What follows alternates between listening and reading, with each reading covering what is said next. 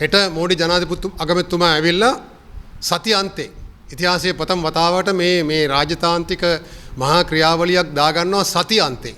ආරක්ෂක ගිවිසුම ඉන්දු ලංකා ගිවිසුමෙන් පස්සේ අත්සන් කරන ඊටාම බලවත් සහ වැදගත් ගිවිසුමක්. මේ කියන්නේ ඉන්දියාවේ පුවත්පත්. අපි යුද සන්ධානයකට එකතු වෙනවා. ක්වැඩ් කියන සංවිධානයේ පාර්ශ්ව කරුවෙක් බවට පත් වෙනවා. නිසා මේක ඉතා බරපතල තත්ත්වයක්.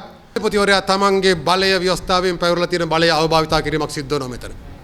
මේක හොඳ පාඩමක් අපේ ජාතික බලවේග වලටත් දිවි හිමියෙන් විධායක ජනාධිපතිකම රකින්න ඕන කියලා කියන අයට. ඒතර මේ පාවා දීම අනුර දිසානායක ජනාධිපතිවරයාව කරවලා ඔහු ඉතිහාසයේ මහා පාවා දෙන්නෙක් බවට පත් කරලා දේශපාලන වශයෙන් ඝාතනය කරලා එහෙම නැත්නම් දේශපාලන වශයෙන් සියදිවි හානි කරගන්න සලස්වලා කරනවා. මේ ගිවිසුම් අත්සන් කිරීමෙන් ජනාධිපතිවරයාගේ පක්ෂය ජනතා විමුක්ති පෙරමුණ ඊට පෙර දැරූ ස්ථාවරයන් සියල්ල කනපිට පෙරලෙනවා කියලා. අධ්‍යාපනයේ නවතොරතුරු දැනගන්න නවලව TV YouTube නාලිකාව සබ්ස්ක්‍රයිබ් කර අප සමග එකතු වන්න. මේ පුවත්පත් සාකච්ඡාව කැඳවන්නේ ශ්‍රී ලංකාවේ ඉතිහාසය වෙනස් කරන මහා බරපතල ක්‍රියාකාරකම් කීපයක් සිදුවෙන සතියන්තයක්කට පෙර 1987 ජුලි මාසේ 29 වෙනිදා මේ රටට රජීව් ගාන්ධි ඇවිල්ලා ආරක්ෂක ගිවිසුමක් අත්සන් කරා ඉන්දු ලංකා ගිවිසුම කියලා. එදා පැය 48ක් ඇඳිරි නීතිය දාලා මිනිස්සු 140 දෙනෙක් මරලා තමයි ඒ ගිවිසුම අත්සන් කරන්න ක්‍රියාවලිය අවසන් වුණේ. අදත් හෙට මෝඩි ජනාධිපති අගමැතිතුමා ඇවිල්ලා සති අන්තේ ඉතිහාසයේ ප්‍රථම වතාවට මේ රාජතාන්ත්‍රික මහා ක්‍රියාවලියක් දාගන්නවා සති අන්තේ. ඒකත් බොහොම කපටි අරමුණක් ඇතුව කරා කියන එක හරි පැහැදිලි. මෝඩි අගමැතිවරයා එන්නේ ඉන්දියානු පුවත්පත් වලට අනුව අපේ රටේ පුවත්පත් වල මේ ගැන කිසිම සඳහනක් නැහැ. ආණ්ඩුව නිල ප්‍රකාශයක් කරලා නැහැ. කැබිනට් ප්‍රකාශක යන්තම් සඳහන් කරා විතරයි ගිවිසුම් පහක් ගැන. ඉන්දියාවේ පුවත්පත් වල සඳහන් වෙන ආකාරයට ඉන්දියානු අගමැතිවරයා ලංකාවට ඇවිල්ලා අත්සන් කරන්න නියමිත ආරක්ෂක ගිවිසුම ඉන්දු ලංකා ගිවිසුමෙන් පස්සේ අත්සන් කරන ඊටාම බලවත් සහ වැදගත් ගිවිසුමක්. මේ කියන්නේ ඉන්දියාවේ පුවත්පත්. ඒතර ඉන්දියානු විදේශ ලේකම්වරයා කියනවා මේ ගිවිසුම අපි හැදුවේ.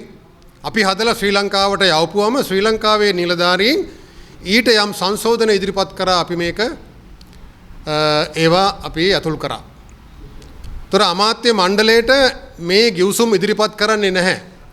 අමාත්‍ය මණ්ඩලයට හිස් චෙක් පතක් අත්සන් කරලා ඉදිරිපත් කරලා තමයි අස්සන ගන්නෙ.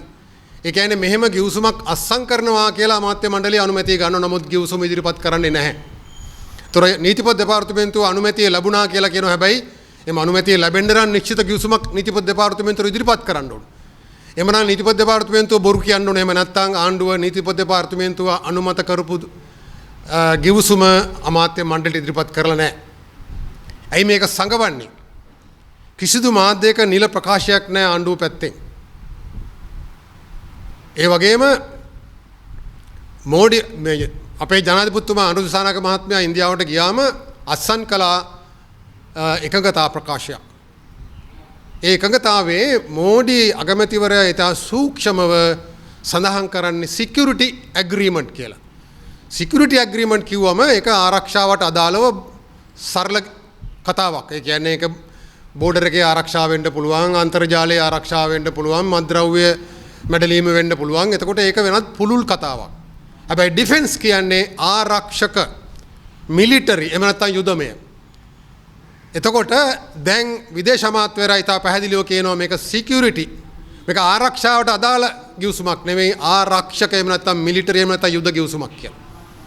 ඒතර බලන්න මේ රැවටීම කැබිනට් එකට ඉදිරිපත් කරන්නේ නැහැ නීතිපති අනුමත කළා කියලා කියනවා. නමුත් හෙට මෝඩි අගමැතිවරයා ආපුවම අනිද්දා මේක අත්සන් කරනවා. කිසිදු කෙනෙක් දන්නේ නැහැ රටේ. ජනාධිපතිවරයාගේ මාලිමාව පක්ෂයේ පාර්ලිමේන්තු කණ්ඩායම මේක සාකච්ඡා කරලාත් නැහැ. අපි සමහර මන්ත්‍රීවරුගෙන් විමසලා බලපුවම පාර්ලිමේන්තුවේ ඉදිරිපත් කරලා නැහැ. කැබිනට් එකට නිකන් නාමික අනුමැතියක් ගන්නවා මිසක් ගිවිසුම ඉදිරිපත් කරලා නැහැ. ඇයි මේවා සංගවන්නේ? ඒතොර එදා ප්‍රභාකරන්ගේ තුවක්කුව පෙන්නලා තමයි JR ගේ බෙල්ලෙන් අල්ලලා දන ගස්සලා මේ ඉන්දු ලංකා ගිවිසුම අත්සන් කරව ගත්තේ. ඒතොර අද ආර්ථික අර්බුදේ නැමැති අඩුව අල්ලලා තමයි අනුර දිසානායක ජනාධිපතිවරයාගේ අත කරකවලා මේ ගිවිසුම අත්සන් කරව ගන්නේ. මේක එක්තරා බලහත්කාරයක්. ඉතා පැහැදිලිවම එක්සත් ජාතීන්ගේ සංවිධානයේ 28/32 කියන යෝජනාව 1971 සම්මත කළා ඉන්දියානු සාගරයේ සාම කලාපයක් කිරීමේ යෝජනාව. ඒ යෝජනාවට අනුව කිසිදු බලවතෙකුට කිසිදු බලවත් රාජ්‍යයකට ඉන්දියානු සාගර කලාපයේ රටවල් වලට ආරක්ෂක ගිවිසුම් අත්සන් කරන්න බලපෑම් කළ නොහැක. ඉතා පැහැදිලිව ඒ ගිවිසුමේ සඳහන් වෙනවා. ඊට පස්සේ ඒ ගිවිසුම නැවත අනුමත කරනවා 2017 වසරේ. ඒතර මේ එක්සත් ජාතීන්ගේ සම්මුතියෙන් උල්ලංඝනය කරලා තමයි මේ ආණ්ඩුවට බලපෑම් කරලා මේ අත කරකවලා මේ අස්සන ගන්න හදන්නේ. එතකොට මේ ආරක්ෂක ගිවිසුමත් එක්ක තවත් ගිවිසුම් බරපතල ගිවිසුම් දෙකක් අත්සන් වෙනවා. ඔක්කොම ගිවිසුම් පහක් වුණාට අනිත් ඒවා සෞඛ්‍ය සේවයට අදාළව ඉන්දියාවේ ඖෂධ වෙළඳපොළ ශ්‍රී ලංකාවට විවෘත කරන්න වාදී වශයෙන් උදව් කිරීමේ නාමයෙන් ඔවුන්ගේ වෙළඳපොළ පුළුල් කරගැනීමේ ක්‍රියාවලියක් තියෙනවා. ඒ අනිත් ගිවිසුම් ටික. හැබැයි ප්‍රධාන ගිවිසුම් තුනක් තියෙනවා ශ්‍රී ලංකාවේ ස්වෛරීභාවයට බලපාන. පළවෙනි එක මේ ආරක්ෂක ගිවිසුම. මේ ගිවිසුම අත්සන් කිරීමෙන් අපි බරපතල යුද්ධමය ආතතියකට ගොදුරු වෙනවා. මොකද ඉන්දියාව ඇමරිකාව සමග යුද්ධ ගිවිසුම් 4ක් අත්සන් කරලා තියෙනවා. ලංකාව ඇක්සා කියන ආරක්ෂක ගිවිසුම අත්සන් කරලා තියෙනවා. සෝෆා කියන ඇමරිකන් හමුදාවට ලංකාවට එන්න ඉඩ සලසන ගිවිසුම අත්සන් කළ යුතුයි කියලා බල කරමින් ඉන්නවා. ඒතර ඉන්දියාව ක්වැඩ් කියන මේ ඉන්දු පැසිෆික් කලාපයේ නැගෙනහිර සිට බටහිර දක්වා දුවන නාවික මාර්ගයේ ප්‍රධාන ලෝකයේ ප්‍රධාන නාවික මාර්ගයේ ආශ්‍රිත කලාපයේ ආරක්ෂාවට අදාළව යුද සන්ධානයක් තියෙනවා ඉන්දියාව ඇමරිකාව ඕස්ට්‍රේලියාව සහ ජපානය එකතු වෙලා ක්වැඩ් කියන රටවල් 4කින් සමන්විත යුද සන්ධානය. ඒතර ඉන්දියාව මේකේ සමාජිකයෙක්. ඒතර අපි ඉන්දියාව සමග මේ විදියට ආරක්ෂක ගිවිසුමක් අත්සන් කිරීමෙන් අපි ඒකේ පාර්ශවකරුවෙක් බවට පත් වෙනවා. මේ යුද සන්ධානයක පාර්ශවකරුවෙක් බවට පත් වෙනවා. ඒ කියන්නේ චීනයට රුසියාවට එරෙහි යුද්ධ ප්‍රකාශ කරන රටක් බවට ශ්‍රී ලංකාව පත් වෙනවා. මේක ඊටාම අනතුරුදායක ක්‍රියාවක්. එක්සත් ජාතීන්ගේ සංවිධානය කරන්න එපා කියලා තියෙන දෙයක්. ඉන්දියානු සාගර සාම කලාප යෝජනාවට පටහැනි. ජකාර්තා සම්මුතියට පටහැනි. මොකටද මේ බියවන්නේ? මොකද්ද මේ ක්‍රියාවලිය? ඉන්දියානු නිලධාරීන් ටික ජනාධිපති කාර්යාලයේ ඉන්න අසරණ දුප්පත් නිලධාරීන්ව බියවද්දලා මීට පෙරත් එහෙම කරන්න උත්සාහ කරපු අවස්ථාවල් තිබුණා. නමුත් ඒ බලවත් නිලධාරීන් හිටපු නිසා සමහර දේවල් ඉන්දියාවට කරන්න බැරි වුණා. ජයවාදනත් 87 ඉන්ද ලංකා ගිවිසුම ඉන්දියාවෙන් හැදුවට බොහෝ සංශෝධන ඇතුල් කරා එකට බලපෑම් කරලා. නමුත් මෙතන ගිවිසුමක් නැහැ. ඉන්දියාවෙන් දීපු දේ අත්සන් කරන බරපතල තත්ත්වයක්. ඒතර මාර කියපු දේශපාලන ස්වෛරීභාවයට බරපතල බලපෑමක් සිදු වෙනවා මේ ගිවිසුම අත්සන් කිරීමෙන්. ඊළඟට අපේ භූ දේශපාලන ස්වාධීනත්වය අනතුරට ලක් වෙනවා. අපි මේ ගැටුමකට මැදි වෙනවා යුද්ධයකට. මේ කලාපයේ යුද්ධමය ආතතියක් ඇති වුණාම අපි මේ ගැටුමට මැදි වෙනවා. මේ රටේ අහිංසක ජනතාවට ඒ යුද්ධයට මැදිහත් වෙන්න සිද්ධ වෙනවා. අර පලස්තීන ජනතාවට වෙච්ච දේ අපිට වෙනවා. මේක ඉතා බරපතල තත්ත්වයක්. මේකත් එක්ක අත්සන් කරන අනිත් ගිවිසුම් දෙක ප්‍රධාන ගිවිසුම් දෙක එකක් තමයි බලශක්තිය. අපේ විදුලි පද්ධතිය ඉන්දියාවේ විදුලි පද්ධතිය සමග ඒකාබද්ධ කරනවා. ඒතර ඉන්දියාවට ඕනෙලාක පුළුවන් ස්විච් එක ඔෆ් කරන්න. අර බංගලාදේශයට කරා වගේ. බංගලාදේශයේ ගොන් වැඩේ කරා. ඒ නිසා බංගලාදේශ ස්විච් එක ඔෆ් කරා. ඕන වෙලාවට. ඒතර මේක බලශක්ති ස්වෛරීභාවයට බරපතල බලපාන ගිවිසුමක් ඒකත් අත්සන් කරනවා. ඊළඟට ඩිජිටල් කරන්නේ නාමයෙන් ඉන්දියානු සමාගමකට අපේ දත්ත පද්ධති වලට ඇතුල් වීමේ හැකියාව ලැබෙන ආකාරයට ගිවිසුමක් අත්සන් කරනවා. දත්ත ස්වෛරීභාවය රාජ්‍යක ප්‍රධාන දෙයක් ඩේටා සවර්නිටි කියන එක. දත්ත ස්වෛරීභාවය අපේ රටේ දත්ත මහජනයාගේ දත්ත වෙන්න පුළුවන්, ආණ්ඩුවේ ආරක්ෂාවට අදාළ දත්ත වෙන්න පුළුවන්, ආණ්ඩුවේ පරිපාලනයට අදාළ දක්ෂ ආර්ථිකයට අදාළ දත්ත වෙන්න පුළුවන්. ඒවා ආරක්ෂා කිරීම අපේ රටේ වගකීමක්.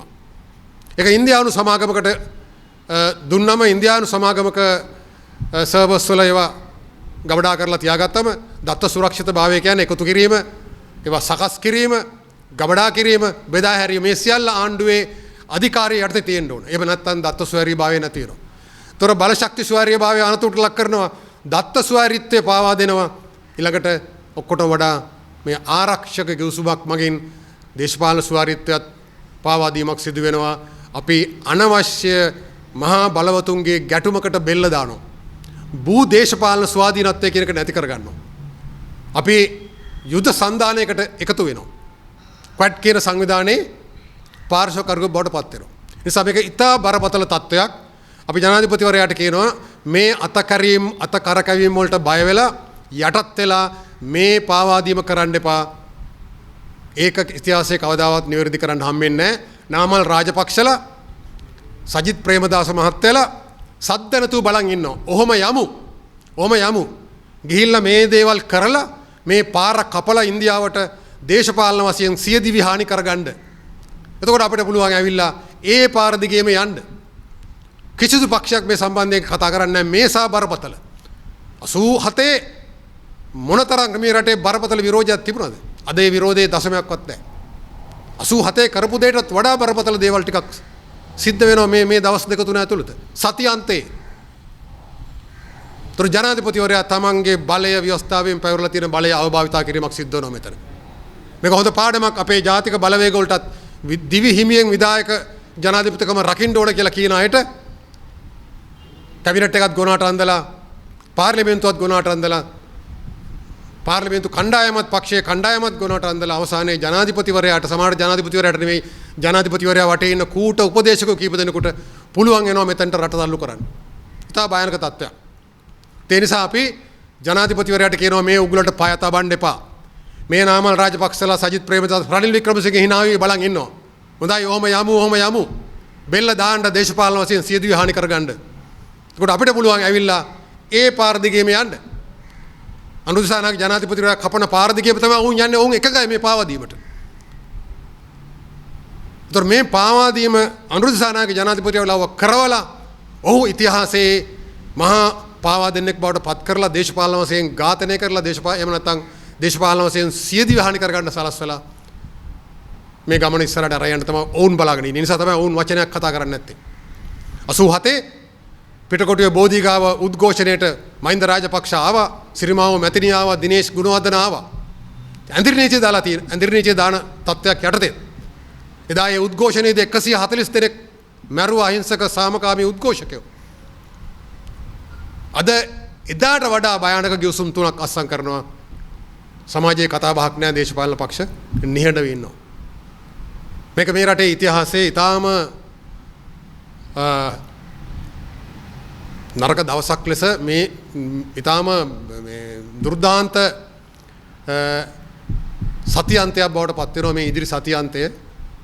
ලෝකේ කිසිම රටක මම හිතන්නේ මේ රාජතාන්ත්‍රික ගමනක් මේ විදියට සතියන්තයක දාගෙන ඇවිල්ලා කලබලයේ මෙහෙම අසං කරලා යන්න මේ වගේ බරපතල ගිවිසුම් ප්‍රමාණයක් එහෙම දාගන්නවා කියලා. එහෙම දාගන්නෙත් මේ මහජන උද්ඝෝෂණ පැනනගී කියන තත්ත්වය නිසා බොහෝ විට සමාජලට මේවා කළමනාකරණය කරලා තියෙන්නත් පුළුවන්. ඉන්දියානු තානාපති කාර්යාලයේ නාමල් රාජපක්ෂලාට කතා කරලා සජිත් ප්‍රේමදාසලාට කතා කරලා රනිල් වික්‍රමසිංහලාට කතා කරලා මේකට විරෝධ හදන්න යන්න එපා, ප්‍රශ්න කරන්න එපා, සද්ද නැතුව ඉන්න අනුසාරක මහත්තයාට සීදී හානි කරගන්න සලස්වන්න. ඒතර ඊටු ටික අපි එකතු වෙලා කරමු කියලා. එහෙම වෙන්න පුළුවන්. නැත්තම් කොහොමද මෙහෙම නිහඬතාවයක්? මේසා බරපතල තත්ත්වයක් ඉතිහාසයේ ජනාධිපතිවරු 7 දෙනෙක් ජයාට පස්සේ හිටපු ජනාධිපතිවරු 7 දෙනෙක් මේ දේ කරේ නැහැ. ඉන්දියාව දිගටම මේ ආරක්ෂක ගිවිසුම අත්සන් කරන්න බලපෑම් කරා. ඔවුන් ඒකට එකඟුන්නේ නැහැ. මොකද චීනයත් එක්ක ගැටුමකට යන නිසා ඔවුන් ඒකට එකඟුන්නේ නැහැ කවුරුත්.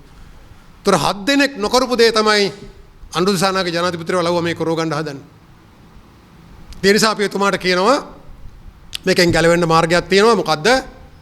අපේ රටේ ව්‍යවස්ථාව අනුව ජනාධිපතිවරයා ලෝක සම්මුතිය අනුව ජාත්‍යන්තර ගිවිසුම් අත්සන් කරන්න බෑ රටක ව්‍යවස්ථාවට නීතියට අනුකූල නොවන විදියට. ඒතර අමාත්‍ය මණ්ඩලයට මේ ගිවිසුම දාලා නැහැ. ඒ නිසා ජනාධිපතිවරයාගේ අස්සනට වළංගුභාවය ලැබෙන්නේ නැහැ. මොකද කැබිනට් මණ්ඩලයේ තොරතුරු දන්නේ නැතුව හිස් චෙක් පතකට අත්සන් කරන්නේ. පාර්ලිමේන්තුව මේ ගැන දැනුවත් කරලා නැහැ. ඒ නිසා මේක එක්තරා කූට ක්‍රියාවක්. ජනාධිපතිවරයාට පුළුවන් මේ මෝඩි අගමැතිවරයාට කියන්න මගේ අත කරකවන්න එපා, මට බලපෑම් කරන්න එපා. ඔබතුමාලාගේ රටේ මෙහෙම කරන්නේ නැහැ. ඔබතුමාලාගේ රටේ මේවා පාර්ලිමේන්තුවෙන් කැබිනට් එකෙන් අනුමත කරගෙන කරන්නේ. ඒ නිසා මට ඒ සඳහා අවකාශය දෙන්න කරුණා කරලා මේවා අත්සන් කිරීම කල් දාමු කියලා. එතුමාට තියෙන මේ දෙකෙන් එකක්. දේශපාලන වශයෙන් සියදිවි නසා ගැනීම හෝ මේකට යටත් වෙලා මේ අත්සන් ටික ගැසීම. කොහොමද එක දෙයක් ගන්න කෙටින් උත්තර දෙන්න. දැන් මේ ආණ්ඩුව ගෙනාවේ විශාල වෙනසක් කරන්න ජනතා විශ්වාසය තියාගෙන දැන් ඒකට දකින්න තියෙන්නේ අර පරණ කරපු දේ බලම අලුත් දෙයකට මේ ආණ්ඩුව කරන ආකාරය නේද? ඔය පරණ දේවල් කොහොමත් පරණ ට්‍රැක් එකේ තමයි යන්නේ. මේ රිලේ බැටන් එක මාරු වුණාට රනිල් වික්‍රමසිංහ අතින් මහජනයා බැටන් එක උදුරලා අනුරුද්ධ සනායක මහත්තයා අතර දුන්නා. හැබැයි එතුමා දුවන්නේ රනිල් වික්‍රමසිංහ මහත්තයා හදපු ට්‍රැක් එක ඇතුලේ. IMF එක හදපු ට්‍රැක් එක ඇතුලේ. ඉන්දියාවෙන් හදපු ට්‍රැක් එක ඇතුලේ දුවන්නේ. ඒක හරි. ඒක වෙනම දෙයක්. එතුමාට එකෙන් එළියට පැන ගන්න ලේසි නෑ. ඒක අපි පිළිගන්නවා. ඒක හොඳට වැටවල් ගහලා තාප්ප දාලා හදලා තියෙන ට්‍රැක් එක. හැබැයි මේකේ කියනවා තමිල් ගාඩියන් වෙබ් අඩවිය ඉතා සතුටින් ප්‍රකාශයට පත් කරනවා මේ ගිවිසුම් අත්සන් කිරීමෙන් ජනාධිපතිවරයාගේ පක්ෂය ජනතා විමුක්ති පෙරමුණ ඊට පෙර දැරූ ස්ථාවරයන් සියල්ල කනපිට පෙරලෙනවා කියලා. කොහොමද බෙදුම්වාදීන් මේකට සතුටු වෙන හැටි? දෙමළ ඩයස්පෝරාවේ ප්‍රකාශනයක් තමයි තමිල් ගාඩියන් කියන්නේ. ඒගොල්ලෝ බොහොම සතුටින් කියනවා. කියනවා මේ කේබලය මදුරයි නගරයේ සිට එන්නේ දෙමළ ඊළම හරහා තමයි අනුරාධපුරය දක්වා යන්නේ කියලා. කිලෝමීටර් 285ක් යන්නේ. ඒතර මේ සියල්ල එකට ගැට ගැහිලා තියෙනවා මේ බෙදුම්වාදී න්‍යාය පත්‍රය එක්කත් අමරසේකර මැතිතුමා කියපු ශ්‍රී ලංකාව ඉන්දියාවේ අර්ධ යටත් විජිතයක් බවට පත් කර ගැනීමේ ක්‍රියාවලියත් පහසුකම් සැලසීමත් මේ ගිවිසුම් වල තියෙනවා. අපේ මේ ඉංජිනේරු චාරුක කරුණාත්මතුමත් වචන කීපයක් සඳහන් කරා.